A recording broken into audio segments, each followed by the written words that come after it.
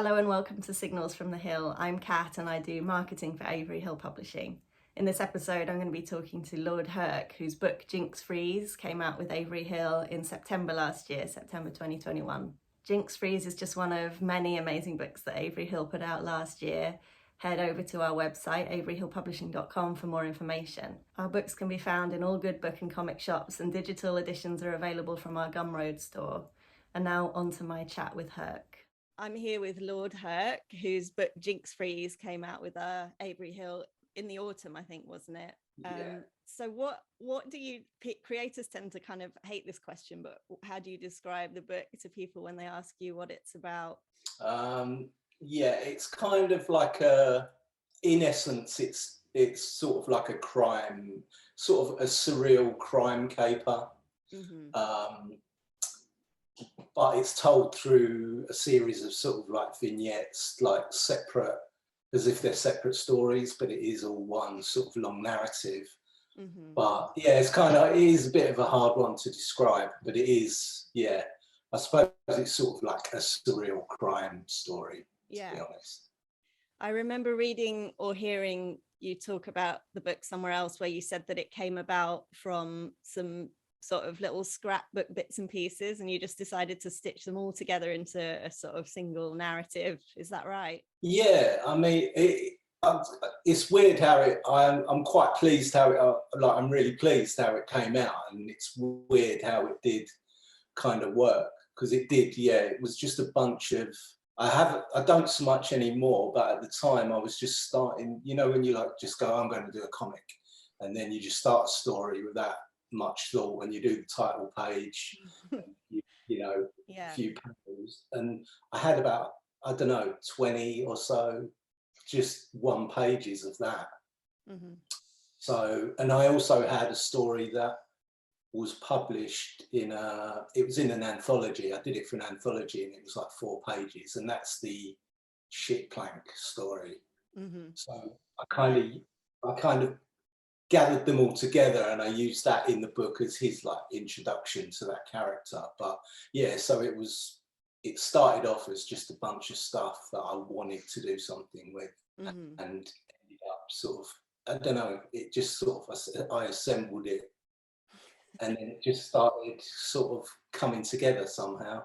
But yeah, that's a really interesting way to sort of create a story. I was thinking that potentially if you tried to create something that had so much different stuff in it, it would be hard to do that kind of starting from scratch. But the fact that you had these lots of little elements that you were trying to kind of tie together might have helped it be, because you kind of have to read it to see what it's like. It's crazy. It's got so many different characters, so many different kind of storylines, and I'm just fascinated that you managed to tie everything together in such a brilliant way.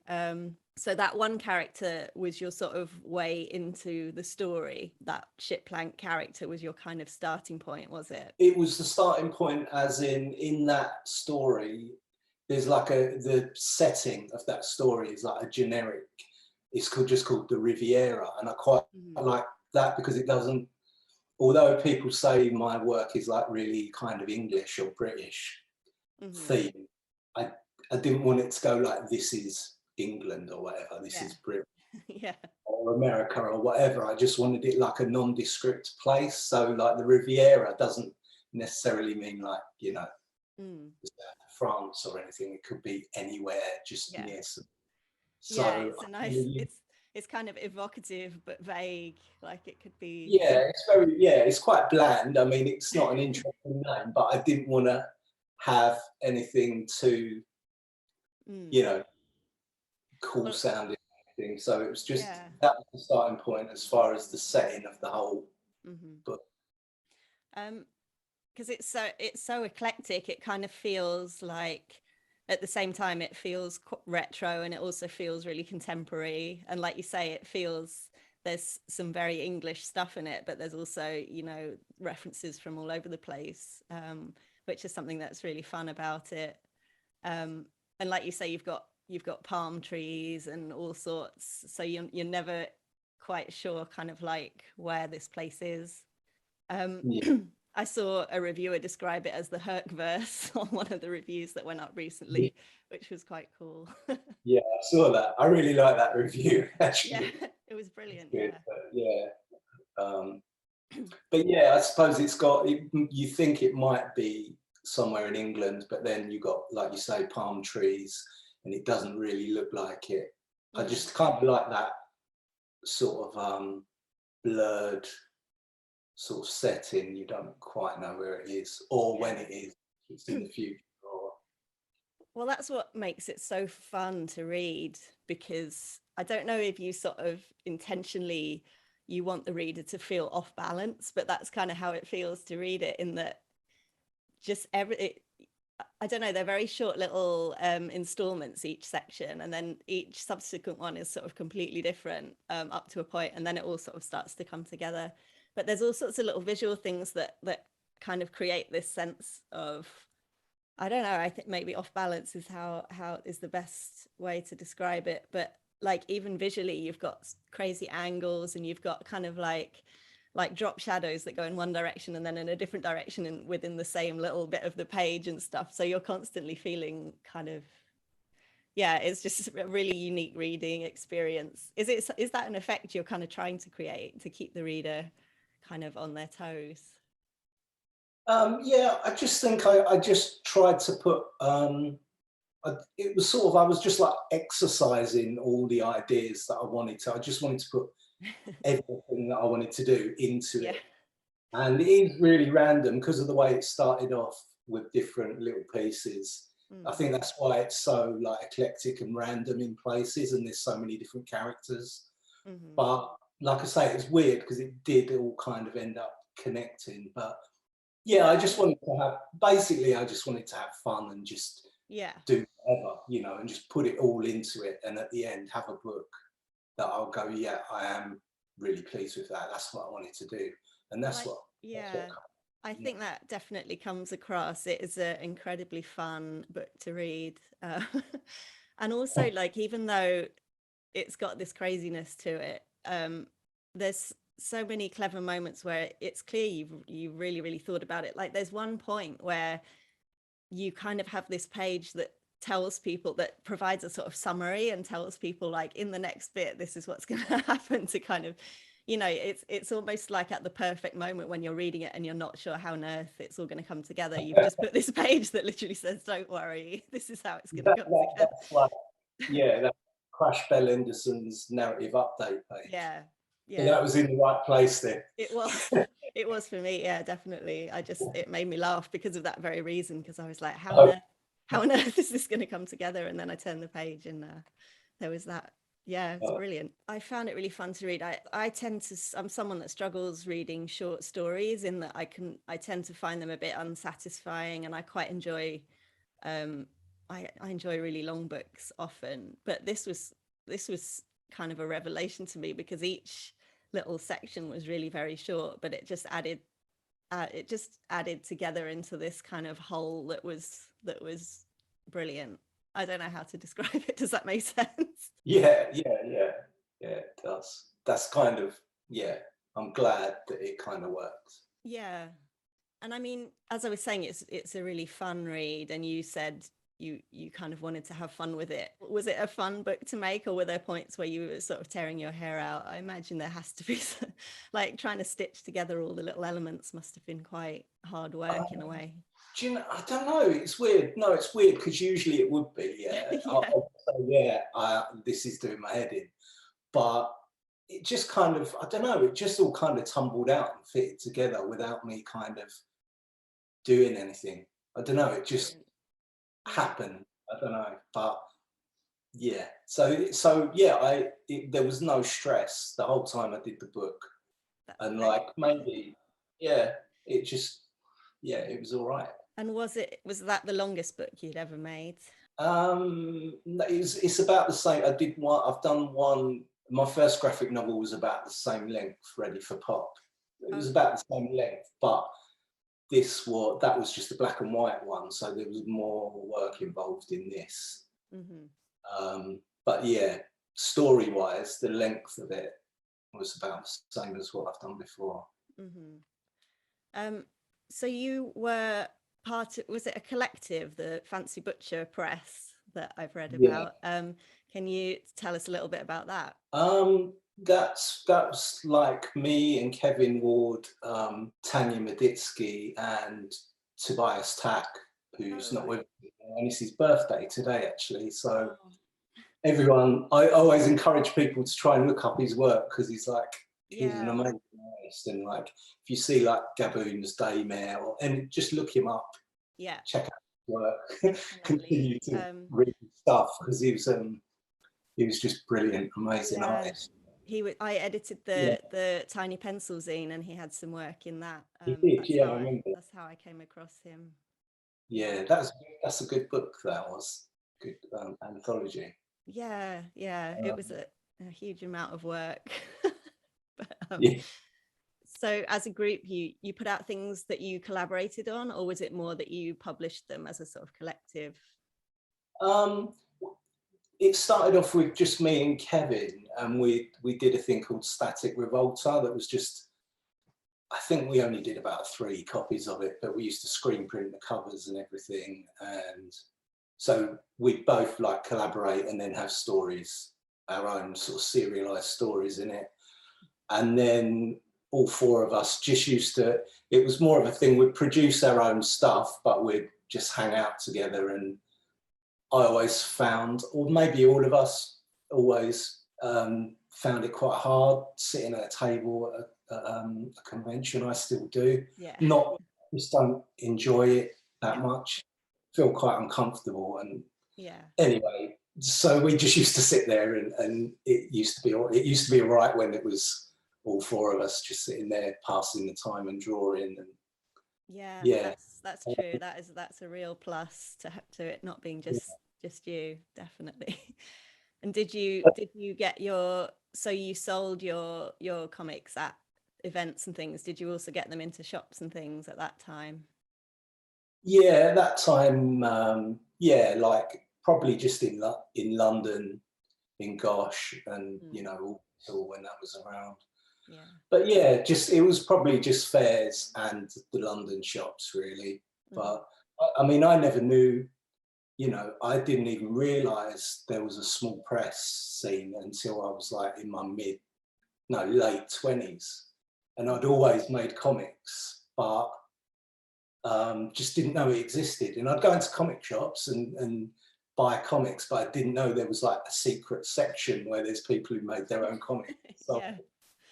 and I kind of, I don't know, probably around 2000, I started getting back into drawing comics again, and I actually printed quite a few up, and it was sort of like a hip hop themed, just sort of comic. And then someone who knew, my friend Ozzy, from just from like the UK hip hop scene sort of thing, he said, he worked in Gosh at the time, and said you should bring it in.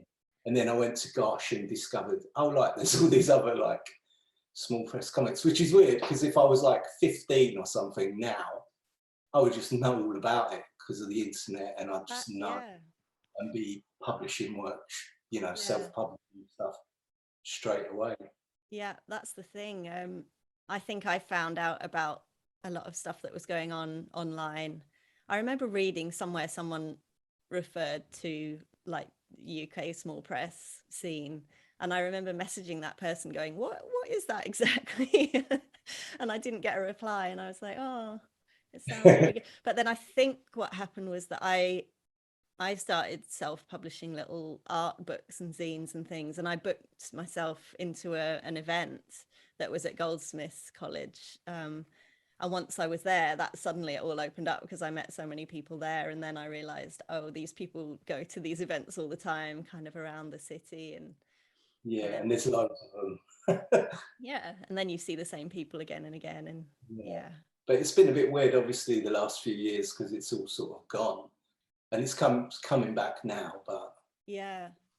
So what was the last kind of live event that you went to?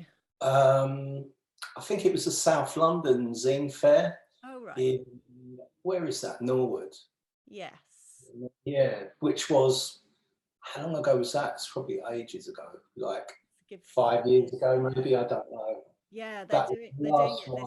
they're doing one this year, this summer, I think, because in the same place. I think so, yeah. Yeah, that was the last thing I went to. I sat next to Paul Ashley Brown, who's I really like his stuff. He's a really nice guy. Yeah. But yeah, I was on my own, sat next to him. But yeah, that was the last thing I went to. And I'm thinking about maybe starting to try and go back and do things again like that. Yeah. Yeah. Are you going to that? Are you going to the lakes? I'm not. I went to Thought Bubble last year. That was my first thing that I'd been back to, and it was really well run in terms of the the COVID precautions and stuff.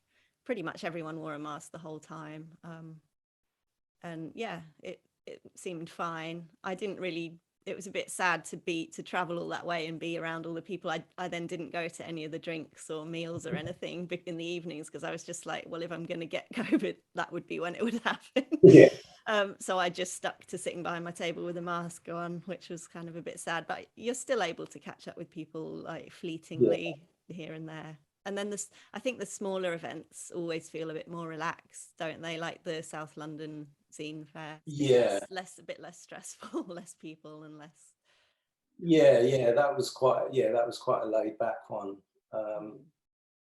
Yeah, I suppose Thought Bubble is a bit more mad, as was LCAF used to be really hectic. Yes, yeah. I did a few of those. It's just such a, at one point it became, I think, Friday, Saturday and Sunday, and then that's a long time to commit to being behind your table. Did you exhibit at LCAF as well? Yeah, I think with Fancy Butcher we did like the first few, maybe first two, or maybe it was the second two. I don't know. I think we've been there like 2 or 3 times, but there came a point where I was just like, I don't think I'm going to go to anything anymore for a while. So, I haven't been for ages. Yeah, I think often cartoonists are not of that temperament where like talking to people for 8 hours a day is kind of something you feel happy doing. I'm always completely exhausted by. Some people are really good at it, but not. So to get back to your book, is it all traditional media, the way that you create the artwork, or? There's digital. I draw it all with ink on paper and then scan it in and colour it. So and add sort of like little sort of zipper tone stuff, and but pretty much it's the main part is just traditional. I really love your colouring, by the way. I really rate your colouring. It's really lovely. Thank you. The light and everything and the shadows is really nice. Oh, thank you. I'm starting work on a new project where it's going to be colour again, because the last one was black and white, and I'm remembering how much extra work it is to work in colour. You do your colouring when you work in colour. Do you do that digitally? Yes. Okay. So my first book was drawn on paper with pencil and then coloured in Photoshop. And then the second one was 100% digital, but I still like it to not look like it's digital, so I use all the pencil-y tools and things. But I really like that look with when you scan pencils and then just sort of drop colour over the top, transparent colour over. It's really nice. Because I think the pencil gives it enough texture. The problem with digital colour is it can be quite flat depending on how you do it. Or depending what the style is. So I do think it's not a mixture is nice, of a little bit of where some of it's traditional and some of it's not. And another thing I'm always interested in is how much visually stuff on the page sort of just happens as you're working on the page, and how much is sort of intended when you start work on the page. What's your process like that? Do you have an idea of what it's going to look like, or does things just sort of happen?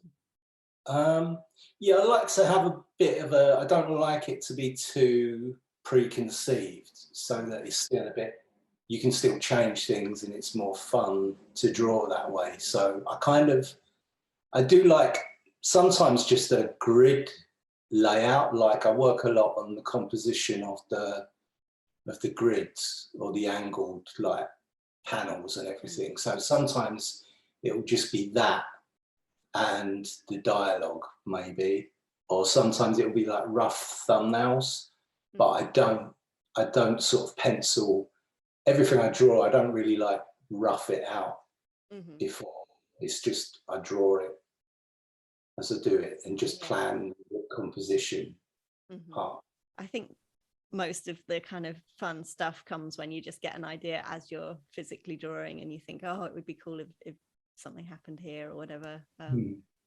What made you include the sort of the storyline or the aspects where there's a sort of dream storyline happening with the fighter character? Well, on this book, that is some of that. Basically, on this book, I used a lot in the dialogue that was just from my sketchbooks, stuff that I'd written down, and some of the things that I'd written down were dreams. Like sometimes, if I had a really vivid dream, I would write it down. Brilliant. And I will say that not all the dreams in the book are my dreams. Right. Yeah, to be clear. But some of the dreams, like I did have. And I just thought that's a weird, like, little story. And yeah, so like there's, say, the dream about where he's having his head.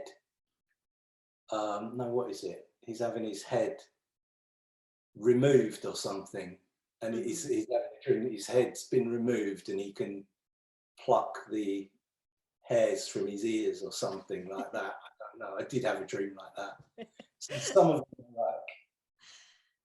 some of them are my dreams that I wrote down, and others are just not. But I did kind of, when I was a kid, I did have a lot of, there's lots of bits in it, like, I think, is it Macropsia? There's a page where you get the sensation, sometimes when you're like half asleep, half awake, where your sort of fingers feel like massive sausages or something. They feel really like, and I used to get that a lot when I was a kid. And also, yeah, I don't know, I seem to have experienced a lot of sort of like sleep disorder type things. So a lot of that, I don't know, it all kind of fed into that character and the dream and different stuff to do with that character. That's really interesting, because I really enjoyed that aspect of it. I like stuff like Alice in Wonderland, where there's a lot of that feeling of kind of dream logic, where you know, one character will just suddenly change into another character, or the setting suddenly shifts, and you're kind of, because in my dreams that's what happens all the time. It's like one minute I'm in an airport and the next minute it's a hospital and the next minute it's that stuff I really love. And I love that surreal kind of atmosphere where that kind of shifting is happening. And I guess someone like David Lynch, he's always the person that people talk about when they talk about stuff that's kind of weird and surreal. But I love that sense of like it's just like our world, but it's just slightly off, and there's just these little oddities that kind of make you realize you're dreaming sometimes. One thing I've got in my notes is just the phrase "beautifully drawn biscuits," because there's a page where you've drawn some biscuits and they're absolutely kind of like beautifully realistically rendered biscuits. I really love that little scene. I think someone's using them as to demonstrate something and holding them up and saying, the Garibaldi. That's the doctor, and the professor, and she's sort of demonstrating using the biscuits as a way of telling him how he was a cyborg and not a robot. I don't know, it's weird though, because in my previous book afterwards I realised there's another page in that has got quite detailed drawing of biscuits in that. So I don't know, subconscious theme. It's just such a fun read, because you're never quite sure what on earth is going to come next. What do you think some of your sort of creative influences in terms of maybe the humor and the surrealism and the tone of it? I really don't know. I don't know really. This is hard. Yeah, this is a hard one. I always don't know. I mean, I definitely, you know, I suppose I kind of grew up on like going from like reading Mad magazine to reading old underground comics and stuff like that, to reading, I suppose, like 8 Ball and things like that. Mm. So yeah, they've got to be an influence, I suppose, but consciously, I don't know. Mm. Trying to sort of like think really, like other sort of, yeah, I don't know. I don't know. I think it can be great to be exposed to stuff like that when you're quite young, because it makes you kind of see the possibilities of you know what you could make. I had a teacher at school who had us read lots of really obscure stuff when we were quite small, like Kafka and things, but just little snippets of it. And I think it really implants this idea in your head of, oh, if I want to write a story, it could be literally anything. It doesn't have to be like, you know, the usual kind of structure, the usual kind of storyline. It made me think a little bit of Michael Cooperman. I don't know if you know his work. Yeah, I really like his stuff actually. Yeah. Yeah, Tales Designed to Thrizzle. And Yes. yeah, I do really like him actually. Yeah, I haven't read any for a while, but I find that really, really, really funny. And it's similar in just that it's really beautifully kind of designed as well. Lots of the lettering and the sort of page designs and things. Do you think there are any particular visual influences? I mean, there's just so much in your work. It's probably drawn from all over the place, but yeah, I got like 60s graphic design a little bit in places. I don't know if that's something that you would say. I definitely like sort of, I kind of always been into sort of like graphics and graphic design, and I suppose like that mid-century sort of 50s and 60s type design is, yeah, I really like that. Graffiti, I suppose, early on sort of influence.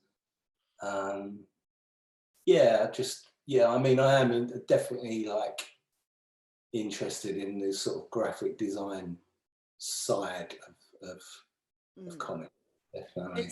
It's such a beautifully designed book. The cover and the inside covers, the end papers and everything. It's just gorgeous to look at. Yeah, no, I really you know, thanks to Avery Hill to like produce that book that is exactly like, I was so pleased with it because it's exactly not just the content but the way it's printed and the paper and everything. It's really exactly how I imagined it, so I was really happy with it. That's great. It's such a scary thing to feel like you're responsible for the realization of someone's project that they've been lovingly crafting for however long. So yeah, I know Avery Hill really tried to you know, use nice paper and, you know, make the books just look as nice as possible. So apart from Mad, did you read a lot of comics growing up, or?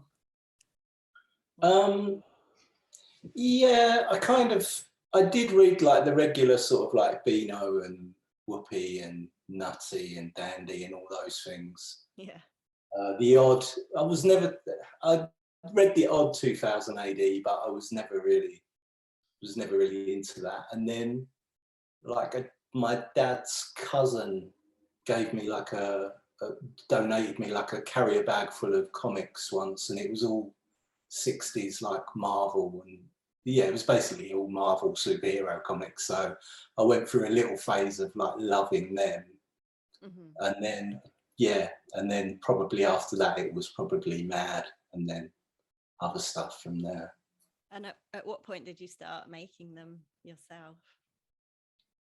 Back then, like I would try and do sort of, when I was reading the Beano, I was probably trying to draw Beano type stories. I definitely remember doing that. And then I probably always did that, but just, you know, drew them in some school exercise book and threw them away at some point. Yeah, I was doing like especially when you're in like your teens and that. I definitely remember trying to draw like really trying to draw like Robert Crumb Mm. and or like Gilbert Shelton or someone, and it was Yeah. really they were really terrible comics, and I destroyed them years ago. And then after that, I would occasionally try and have my own, make my own sort of way visually. Mm. Did some bits and pieces, but like I say, it was just sort of for fun, and I didn't realise you could make your own comics and try and sell them at the time. Yeah. I feel like Mainly Eclectic, actually. I think I had a big gap between I would read the Beano and stuff as a little kid, and then I had a big gap where I didn't really read comics until I was a teenager, and someone lent me some really interesting kind of alternative comics from America and stuff, and I remember really loving them, but I was always drawing, but a drawing would take me such a long time. I would look at these comics and think, how does anyone ever make these? Because I couldn't get my head around how you could draw fast enough to make a whole book like that. And that kind of put me off, I think, trying to make them for quite a long time, until. But it does take, I don't know, maybe it takes a long time to draw for everyone. I don't know. It must do, surely. Like, I don't know, people can draw, but it seems like, I don't know if I know anyone who draws like super fast. No, I mean, I've seen people sort of do a drawing in the front of a book at a convention when someone's going to buy it, and they just seem to knock that out really quickly, and I'm always kind of amazed. Yeah. And are you working on a new project at the moment?